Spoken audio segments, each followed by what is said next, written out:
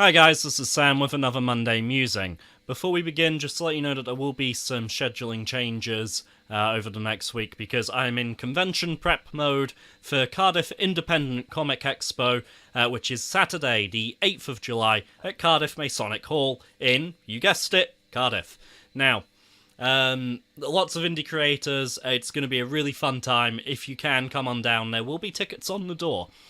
So, this week's topic, it changed at the last minute. It was originally going to be about convention preparation, because I've been so far down the convention preparation rabbit hole that I forgot to do a Fan Art Friday this week, and I'm sorry about that.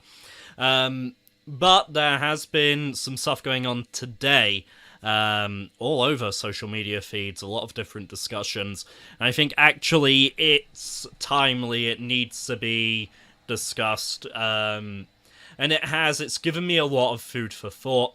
I do think some of the opinions I have are going to upset some of you, and of course we are talking about the Divided States of Hysteria issue 4's cover by Howard Chaykin. So I've got some notes in front of me, can't read half of them, I don't know where my glasses are, I put them down on the side earlier, cannot find them. So I may need to reread some of these, but I'm going to warn you now, it's a sensitive subject, it's an upsetting and distressing subject, just from the reactions online of people seeing the cover, we are not in pleasant territory, so if you are sensitive to that kind of thing, if you would rather just not know, then by all means, this is your warning. This is where you should probably click away from the video now. I'm just going to give you that, put that out there, if you're still with us in about 3 seconds, then I assume that you're in, for lack of a better word. Okay? So, 3, 2, 1. Okay, so you're still with us. I'm not going to show the cover. I thought about whether I should show the cover or not, and I decided against it. It is, to describe the cover, it is a man of colour who has been hanged outside a restaurant, and his genitals have been cut off, and he's wearing a name badge that says Paki, which is a derogatory racist term. So, just describing it, it is an unpleasant cover. It does garner a reaction, and it's quite a reaction that it's garnered as well. This is a topic where I am likely to get passionate or go off on a tangent, so this is partly what my notes are here for, is to keep me on track. Now, before we go any deeper into this, there's a couple of things I want to say. Number one, Image have made a statement, and they are changing the cover. However, my opinion on the cover is that, depending on the context, I initially don't have a problem with it. And hear me out on this one before you start typing in the comment section, please. So, I think there are, generally when I see this kind of thing, there's two versions. There's sort of the 90s Nightmare on Elm Street gore fest that I used to be allowed to watch when I was about 7 for some reason. Thanks, Dad. Just like, yeah, it's fine, go watch it. Where you just seem to keep pushing it and seeing how far they could go and how shocking and grotesque they could be, mainly for the sake of it. And that I disagree with, that I have a problem with. I think that is just exploitative and not constructive. I think it's sort of like, gore porn at that point, which I'm sure, people get something from, but I'm not one of those people. The other use is, and this is what I believe is the intended use here, but again, the book is not out. The cover image has been floating around because the solicitation for the book was revealed. So for those not too familiar with the comic world, a solicit is basically where a publisher says, this is what's coming out in 3 months' time, so that you can go ask your comic shop to pre-order it, because Diamond Distribution, who put comics out to shops, essentially make the shops order 2 months in advance. So if the solicits come out 3 months in advance, that gives the public enough time to decide what they want, get their orders in, and then 3 months down the line get it. So this issue is not out yet. No one has the context, apart from Image and Howard Chaykin, who's the guy behind the book. We don't have that context. So I am going on what I believe the context it will be, or what I hope the context will be. And that is to shine a light on a cultural or societal issue and say, this is happening, this is not okay, we can't continue to just ignore this, we've got to give up that convenient ignorance that we may have had up to this point, and to actually use it as a call to action and to say, you know what, yeah, this is disgusting, this does make you repulsed, this does anger you, now take that anger and do something constructive with it. That is when I think it does have a place, and I'm really hoping that that's what this is. The statement that Image Comics has released certainly gives me that impression. I'd like to read that statement now, so I'm just going to pull it back up here and give it a quick read. It will be verbatim. It's a little bit of a lengthy one, but overall I'm very happy with their statement. I certainly think it's a very well written statement, and it seems to reinforce what I hope will be the case, because I like to look at the best case scenario here. So, Image Comics and Howard Chaykin would like to apologise over the distress caused by the cover to The Divided States of Hysteria issue 4. It's neither Howard's nor Image's intention to inflict pain on anyone already dealing with intolerance or hostility on a personal level. We all agree that any form of bigotry is wrong, and this comic exists due to anger and frustration over rapidly escalating injustice in a world filled with people too quick to judge others on the basis of their race, religion, or gender association. The purpose of this series is to sound alarms. The Divided States of Hysteria is a comic book about the terrifying future we are heading for if our country remains on its current path. And I think it's important to say here that, as far as I know, Chaykin and Image are both based in the US, which means I'd be talking about America. However, I see a lot of parallels with the UK, and I think a lot of this applies here as well. And I'll probably talk about that in more detail in a moment. Back to their statement. Far from an endorsement of the horrible violence depicted or the ugly language used by many of the characters, Howard's goal is to give us a glimpse into a society crumbling under the weight of ignorance, hatred, and intolerance. It's unsettling to be sure, but it's difficult to convey the horrors of a world gone wrong without also showing what it looks like. People have described the cover to Divided States issue 4 as distasteful, and they're right, in that all hate crimes are horrifying, dehumanizing, and distasteful, and the intent of this cover was to challenge people to look at what we as a society have become. Every hate crime is perpetrated under the cover of willful ignorance, because there is always someone content to turn away from what is really happening or label shameful truths as alternative facts. What's more, ignoring that these hate crimes exist, and that they are happening right now, watering down in any way how bad things have become, seems like a cop-out, like turning a blind eye at a time when we all need to be paying attention. At its heart, The Divided States of Hysteria is revenge fiction set against the backdrop of a nation on the brink of collapse, with the greedy and corrupt people who brought it to that point in the crosshairs. If it was just a book meant to be provocative for the sake of being provocative, Image would not be publishing it. This series is supposed to make people angry about what's happening in the world right now, and it's supposed to make people want to fight back and resist the very real oppression bearing down on us all. These are trying times we are living through, and while this comic puts the spotlight on just how bad things have become and how much worse they could possibly get, it was absolutely not meant to harm anyone. We understand, however, that with no foreknowledge of the series' content, the cover to this issue is painful and offensive. With that in mind, more sensitivity will be given to future covers of The Divided States of Hysteria. The original cover to issue 4 will not be used, and the cover for issue 6 will be substituted. While Image as a company is committed to free speech and artistic expression, we also recognise our responsibility to be sensitive to all members of our readership.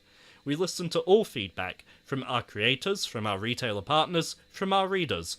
But Image Comics recognises that we could have responded to readers' concerns about the graphic nature of this cover more quickly, and with more empathy and understanding. We apologize for not doing so sooner. And then there's a picture of the new cover, which is an eagle flying in front of some planes. So that is their statement. As I say, I am quite happy with it because it reaffirms what I hoped was the best case scenario, was that they were talking about this for the right reasons. And in my opinion, I don't think there's any topic that we can't discuss and that we can't have in a narrative media. I certainly think there have been more grotesque things, like I was saying before, about that period where films just kept seeing how far they could take it. I think there are some famous instances which are actually a little more considered and which do have commentary behind them, and which put you face to face with the horrors of this world, but for a reason, for a purpose, to make you sit back, take in that actually it's not all sunshine and rainbows, and yeah, this stuff is going on, and if it disgusts you, good. Do something with that energy to make sure it doesn't keep happening, and that the world can become sunshine and rainbows like we'd like it to be. To think of a couple of examples, you've got the American History X curb stomp. You've got the 10-minute rape scene in Irreversible, a film that critics called so violent and cruel that most people will find it unwatchable. That is a direct quote. So I do think it has its place. I certainly wouldn't want to see us not talking about something for fear of upsetting people. I think in the right hands and done in the right way, upsetting people is a powerful thing. Otherwise, we just end up with fluffy entertainment that doesn't have anything to say.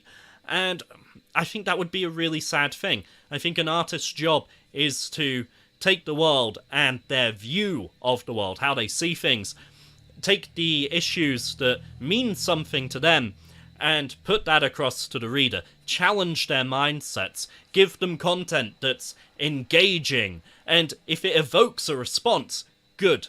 That means they've done their job well. And what would be fantastic is if someone saw this cover and said, you know what, yeah, that's happening, and I'm not happy about it. I'm so unhappy about it that I'm going to write to my MP or the political equivalent wherever you live. I'm going to join up with a charity that's helping them, or donate to a charity that's helping that cause. Or, hell, I'm going to join the Red Cross and, go over and help that way. Or, some people might feel they need to join the army, and if you feel that's what you need to do, then do that. But if it gets people doing something that they feel will improve the world and prevent things like this happening, then that can only be a good thing, right? I mean, what worries me is that we do live in a world where you don't just see this and go, oh, well, that's fiction, isn't it? It's fantasy. There's no way that could ever happen. It's clearly not real. We don't live in that world. We don't. That could be, a photo on the BBC News website tomorrow morning, and no one would be surprised. We've got self-proclaimed Muslims driving vans into people on London Bridge. We've got white men, then, as a supposed revenge killing, driving their white vans through people outside a mosque.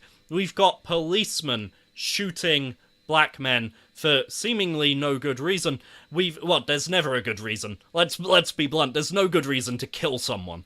We do. It's almost like people have this sick perversion to it. I cannot scroll through Facebook without seeing things like the dead Syrian baby that washed up on a beach.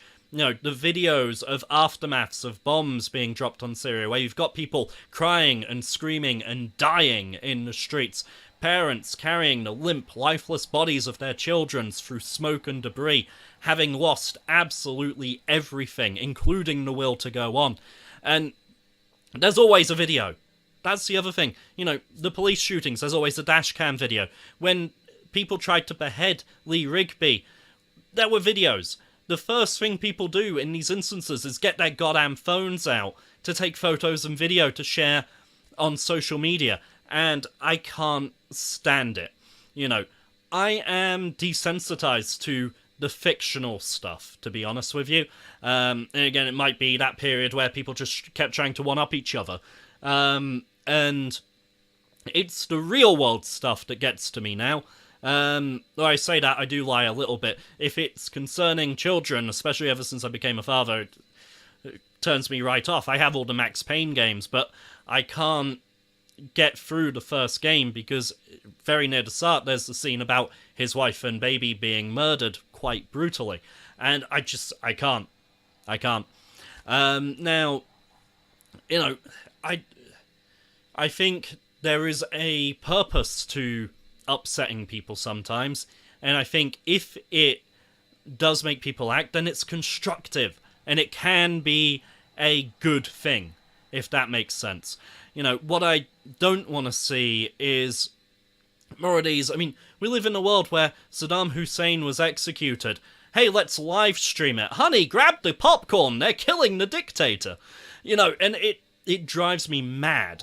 So, if this cover has upset you, then please act on it. I mean, I do recognize that I speak from a position where, I'm a white Caucasian male in England, with, an education and a nice, comfortable, secure job. I appreciate I am speaking from a place where I've not had to experience any of this, and I've been, quite lucky in that I've not had to experience or go through any of these things. I wouldn't want to go through any of those things. I appreciate that.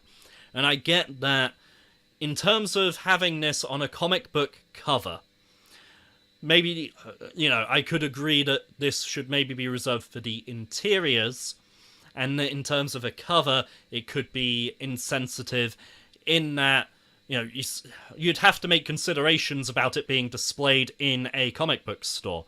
So for some people who may feel marginalized day in, day out, who may, get regular abuse, their comic book store is probably a safe and familiar environment, and actually having this imagery in that environment could taint the environment for them. I get that. You definitely would not put it next to the kids' comics. You would not have this next to My Little Pony Friendship is Magic. Absolutely not. Some stores may even go as far as to put it in the, the black sleeves that they use for porn magazines in Tesco's. They might, do that to actually hide the imagery altogether. So there is, there's an argument to be made there, and I appreciate that 100%. But I certainly don't think that comic creators should shy away from tackling these issues. And I do think one thing that's very clear, I mean, a few people have accused this of being a PR stunt. And if that is the case, it bloody well worked. Because we're talking about it. My Facebook and Twitter is full of people talking about it. I'm here on camera right now talking about it. I think some of the people who have been turned off, some of the people who've been shouting down on this book, potentially the loudest, are people who were never going to buy this book. So the people that have been turned away, have Image lost anybody? Possibly not, because they didn't have that audience to begin with. Meanwhile, people who hadn't heard of the book, hadn't even heard of the creator until this morning, like myself, actually I know about the book now, and I've got to be honest, I'm interested. I want to see what they do with it. I want to pick it up. So in that sense, it's been a success. Does that make sense? Like, if that was their aim, and you can, say it's despicable and underhanded, fine. But it worked. It's similar to when Grand Theft Auto was having its first game out. They didn't really have a marketing budget, so they went round and they told newspapers and politicians and, parenting groups and that kind of thing how disgusting the game was. Oh, you've got guns, you can run people over, you can hire prostitutes, you can do this, that, and the other. And every newspaper was talking about it. It was being discussed in Parliament. Everyone knew what Grand Theft Auto was, and they spent very little money doing it. The only way this could really backfire for Image is if people who, are reading other Image books, that are maybe more aligned to their tastes, and they've got a pull list, in protest turn around and say, well, I'm not going to get any more Image books because they're putting this out. That could potentially hurt Image, I'll concede that, but overall, I think if we were being cynical enough to say that this was a marketing ploy, then it was well done. They succeeded. So let's summarize here, because otherwise I'm in danger of... I appreciate I may have even gone down in some people's estimation as a result of this video. So to summarize, point 1. I don't think there are any topics that are taboo as long as they are handled properly. Point 2. I think Image did the right thing in their statement. I agree with their statement wholeheartedly. Point 3, I think this has raised the profile of the book and gotten people interested who didn't know about it previously. Point 4, I think if this has made you angry as intended, and, you don't want to live in that world, I don't want to live in that world, then please do everything you can to make sure that this fiction never becomes reality. And let's keep making thought-provoking comic books that make us realize these things are happening and talk about them constructively. And that's probably one thing I am going to sound off with, is that in the Facebook groups that this has been discussed in, people have been amazingly civil with each other. And the discussions are, it's like the most polite and British discussions. No one's shouting at anyone else or anything like that. It's been really good to see. And that gives me it tells me that the comic community, in the UK especially, is a fantastic community, because people have very, very opposed viewpoints on this book. And they've been able to discuss it calmly, rationally, and respectfully, which I've really appreciated. So, anyway, those are my thoughts on it. Next week, we will probably be looking more at how Cardiff Independent Comic Expo, which again is the 8th of July. I'll be there. A lot of other indie creators will be there. It's going to be a great time. There's some awesome panels booked in. Come along, have fun. Tickets will be available on the door. It seems weird to get bubbly immediately after serious discussion, but there we go. So that is probably going to interfere with the video schedule, because like the convention preparation, like packing and that sort of thing, already meant that I skipped Fan Art Friday this week. Fan Art Friday probably won't go up the week coming either, because I have to get on the train to Cardiff on Friday. Unless I, record it on Thursday, maybe, after work, but I don't know, we'll cross that bridge when we come to it. The Monday will probably be, Monday Musing next week will probably be more like a convention breakdown or a show after report, so join us for that. And yeah, hopefully my views haven't made any of you unsubscribe or anything like that. Yeah, like I say, all the discussions have been really respectful and polite, so hopefully that continues and we all continue to respect each other.